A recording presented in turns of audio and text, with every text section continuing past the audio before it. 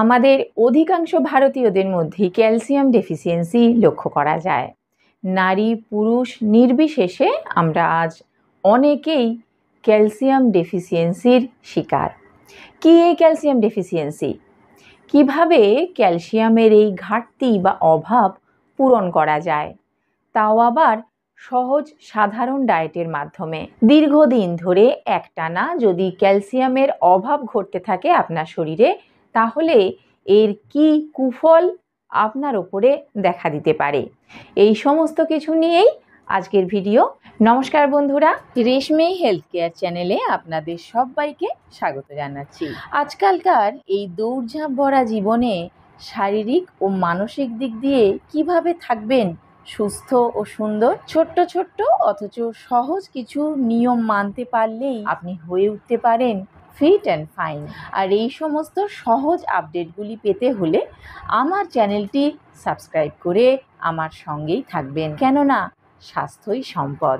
চলুন তাহলে আজকে জেনে নিই ক্যালসিয়াম পাওয়ার জন্য আমরা কোন কোন খাবারগুলোকে আমাদের ডায়েটে অন্তর্ভুক্ত করব, সেটাও আবার খুব সহজ এবং সাধারণ পদ্ধতিতে।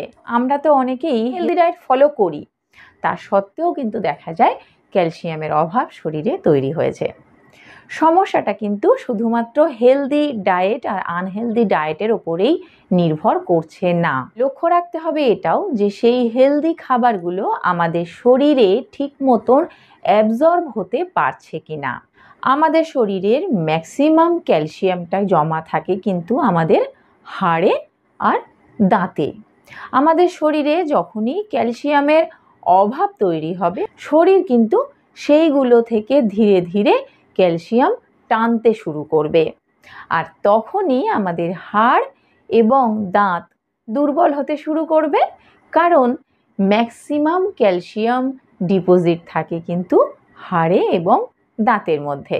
ফলস্বরূপ আমাদের হাড় দুর্বল হয়ে যাবে, নরম হয়ে যাবে এবং সহজেই ভঙ্গুর হয়ে পড়বে। দাঁতের ক্ষেত্রে কি সমস্যা দেখা দেবে? দাঁত ক্ষয়ে যাবে, দাঁত পড়ে যাবার মতন সমস্যা, দাঁত এবং মাড়ির হাজারো সমস্যা আপনি ফেস করতে পারবেন।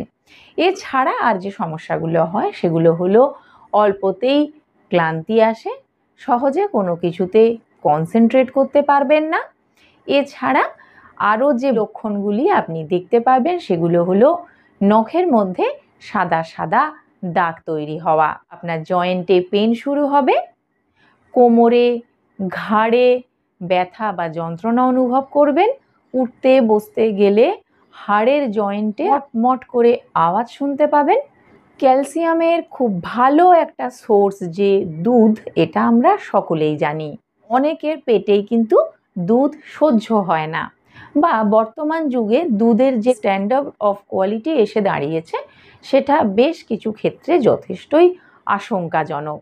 আজকের আমি 5টি ভেজ খাবারের নাম বলে দেব যেগুলো কিন্তু ক্যালসিয়ামে পরিপূর্ণ। দুধের থেকে কয়েক গুণ বেশি পাবেন ক্যালসিয়াম এই খাবারগুলিতে।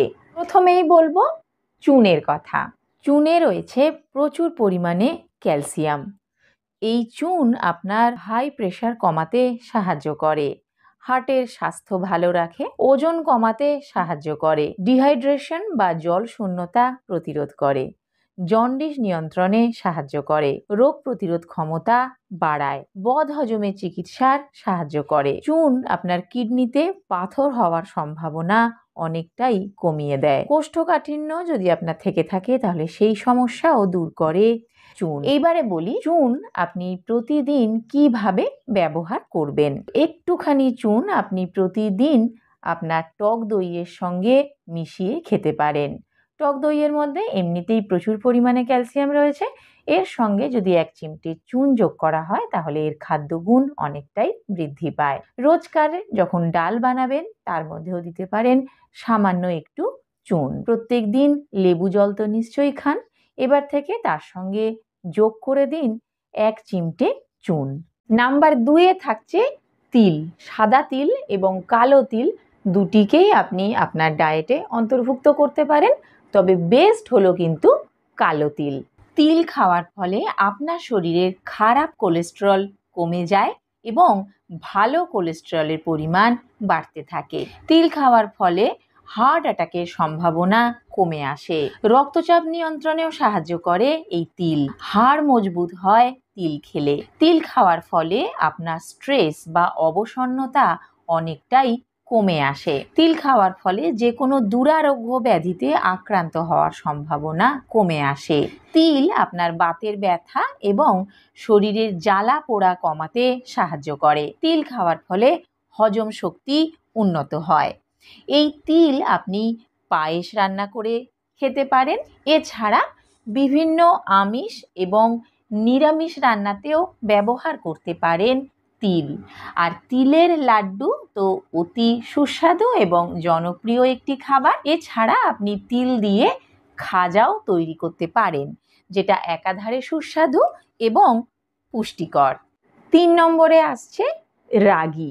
নিয়মিত রাগি খেলে আপনার হাড়ের ঘনত্ব অর্থাৎ হাড়ের ডেনসিটি বৃদ্ধি পায়, আপনার চুল ভালো থাকে, রক্তে শর্করার পরিমাণ নিয়ন্ত্রণে থাকে, ক্যান্সার এবং হৃদরোগের মতন রোগ প্রতিরোধ করতে সাহায্য করে।